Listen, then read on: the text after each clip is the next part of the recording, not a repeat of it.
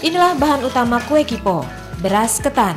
Agar lebih terasa kenyal dan awet, beras ketan yang digunakan bukan beras ketan yang sudah jadi dan banyak dijual di pasaran.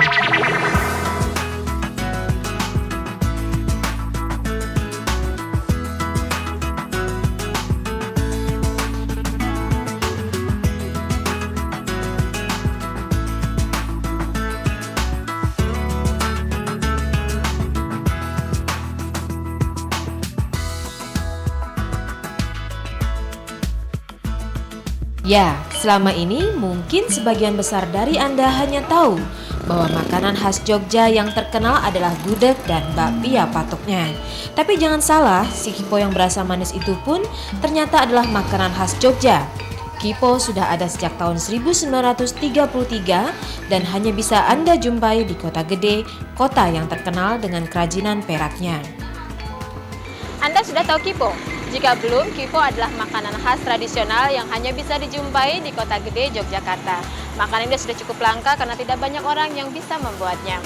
Ini adalah makanan cemilan yang juga menjadi makanan kesukaan kerajaan.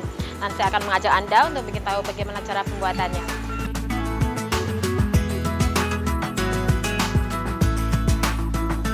Adalah Mbah Mangun Irono yang mencipta kipo ini.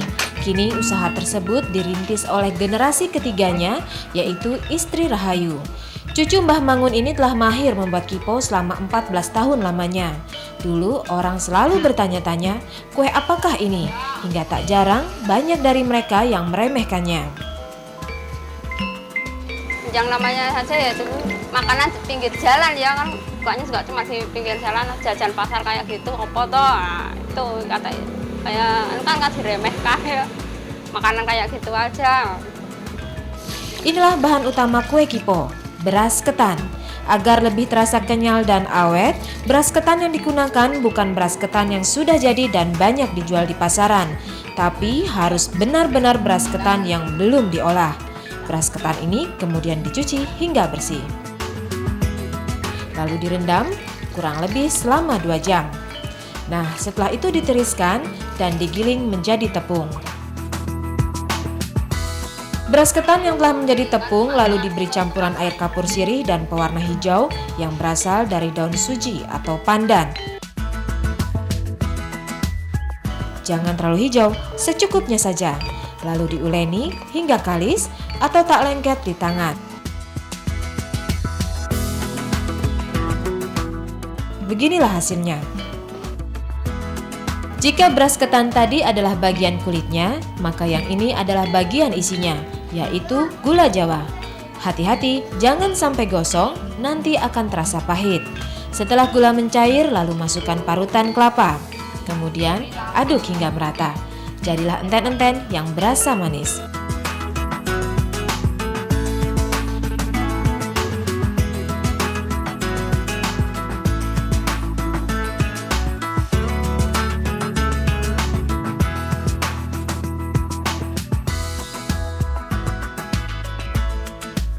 Setelah jadi, beginilah tahap selanjutnya. Adonan kulit diambil sedikit saja, lalu dipipihkan hingga tipis. Enten-enten dimasukkan dan adonan kulit ditutup kembali.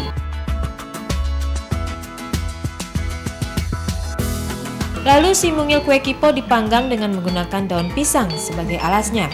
Jangan sampai lengah. Tangan harus cekatan membolak-balik kue kipo agar tidak gosong. Meski terlihat sederhana, namun tidak boleh sembarangan membuat kue kipo ini. Ada yang harus diperhatikan. Pertama dari bahan tepung ketannya. Kalau kita mendapatkan tepung ketan yang beras ketannya itu kurang yang bagus, itu nanti kaku hasilnya. Kiponya dapat cepat keras itu loh. Juga isinya harusnya kelapanya jangan terlalu tua.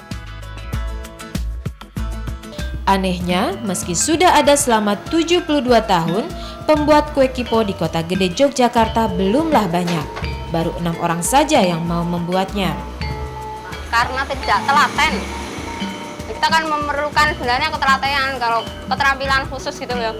Kalau dari bahan, dari alat, itu saya kira tidak khusus sekali. Kan mudah semuanya kok, bahannya di pasar banyak. Alat-alatnya mudah sekali itu, nggak harus pakai oven atau apa. Ya harus manual itu satu-satu. Panas kan itu bolak-baliknya. Meski belum banyak dikenal orang, namun kue yang sangat manis ini ternyata adalah salah satu jajanan favorit keluarga keraton. Bagaimana? Apa Anda tertarik juga untuk mencobanya? Jika Anda berkunjung ke Jogja, mampirlah ke Kota Gede. Jangan cuma berbelanja perak Kota Gede yang terkenal, tapi juga si mungil manis kue kipo yang dijual dengan Rp600 saja.